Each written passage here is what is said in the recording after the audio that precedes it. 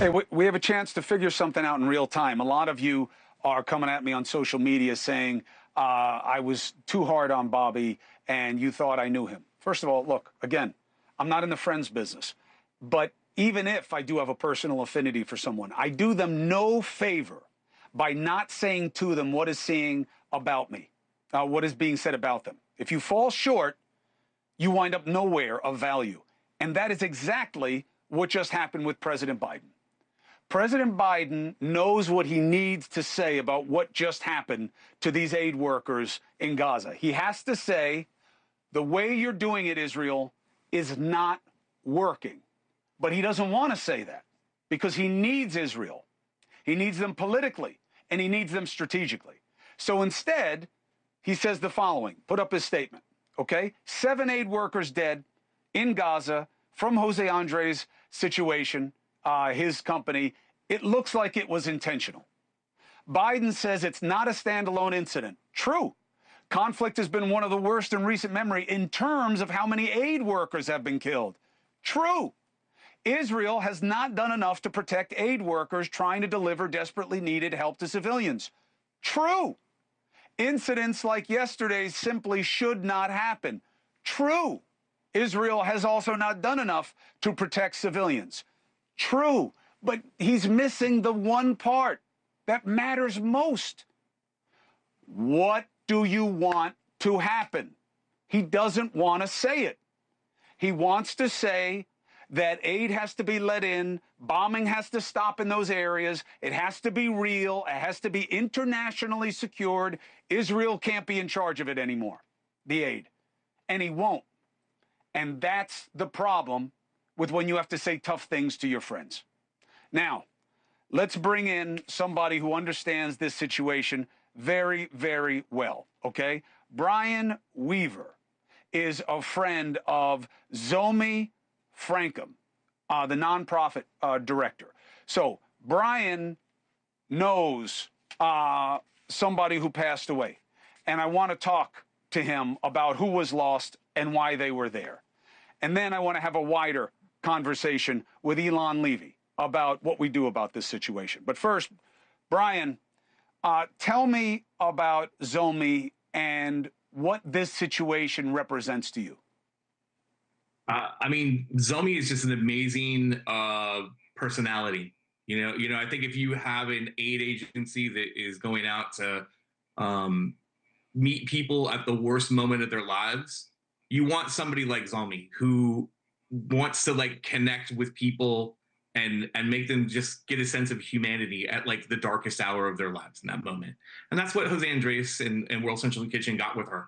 I met her in 2018 when she was a student in Guatemala studying Spanish, and she organized kitchen workers there around a volcano eruption before World Central Kitchen got there. And so she hooked on to World Central Kitchen, and part of that sort of Australian travel lust, she never looked back. She's been to Haiti, to the Ukraine, everywhere across the world that has faced like awful sort of despair, and she's met it with a smile, and she made people sort of feel that there was no difference between the service provider and the service recipient. The angels among us. Brian, thank you for putting the human being to the tragedy, because that's what we have to remember about what was lost here, and I appreciate you for it. Eylon, this is one simple issue, although obviously it's complex in its context. Is it time for Israel to relinquish control over the flow of aid and the areas where it's going to be put, and allow more, and allow it easier, and allow it to be internationally safeguarded so that this never happens again, assuming it was a mistake?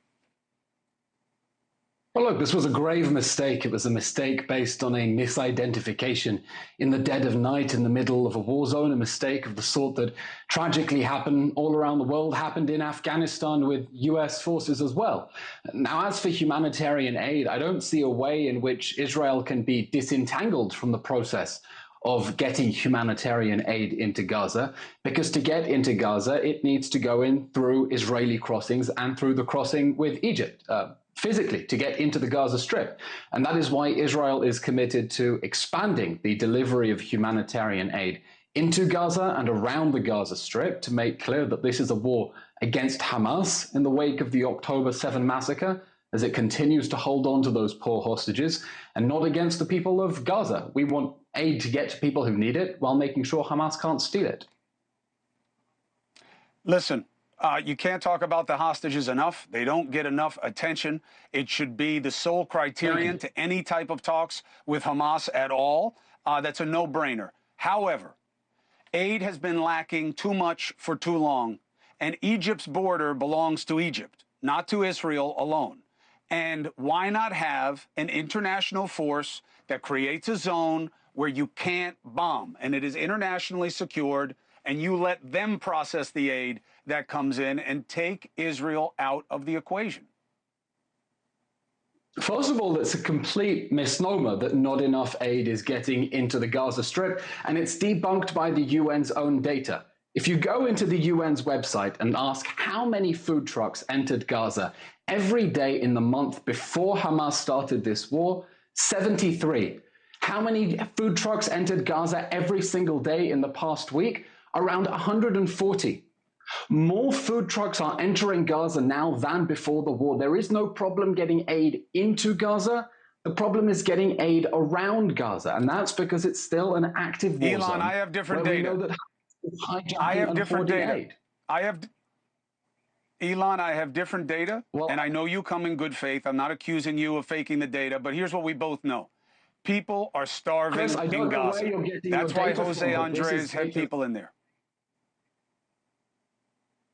Chris, I don't know where you're getting data from, but this is the data that comes directly from UNRWA.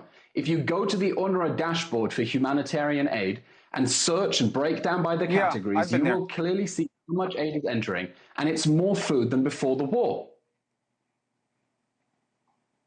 All right, look, we agree to disagree on that, but here's what we both know. It's got to get better. I will tweet you the link. Israel has been promising... yourself, Chris. Yeah, of course. I'm not accusing you of being in bad faith. You know that. I'm happy to have you on the show. Your important perspective. We just know things have to get better. I'm not saying this was intentional, but it is a signal that something has to change very drastically and immediately. Eylon Levy, thank you very much for making the case. Brian Weaver, thank you for listening to my conversation. Say again? And by the way, it is. Say That's again, why Eylon? Israel has already announced opening a joint situation room together with humanitarian aid organizations and has launched a professional independent investigation. We expect the results to be presented in the next few days. Go ahead. Last word to you, Brian. Eylon, I hear you. The World Central Kitchen was in constant communication with the IDF. What we're talking about is aid trucks that are coming into Gaza to feed people. So yes, there are more trucks that are coming in to feed people, but there aren't the 500 trucks that are coming just to bring groceries in from Israel. If an aid organization, an international platform like World Central Kitchen, who's working with the IDF to bring in the goods from Cyprus to the port, I don't understand how we think that any other aid organization is going to be able to do anything more than what the World Central Kitchen. And with them pulling back, that means there are going to be more hungry people that are within Palestine at this moment. And the Gaza Strip is just not a place at this moment. I'm very much agree with what we're saying about the hostages. But honestly, the IDF has to do a much better job of coordinating with these aid organizations, because there's no way that anything that happened. It's the new joint situation room we're opening. And look, and Eylon says that they're doing something now that should make it better. We've been waiting on it for a long time. We'll see how it goes, but something drastic has to change, and not just because of what happened with the World Central Kitchen, but it keeps happening. So we need improvements. Eylon Levy, thank you for coming in good faith. Brian, thank you very much, Mr. Weaver, for giving us your take on this situation. It's appreciated. To be continued.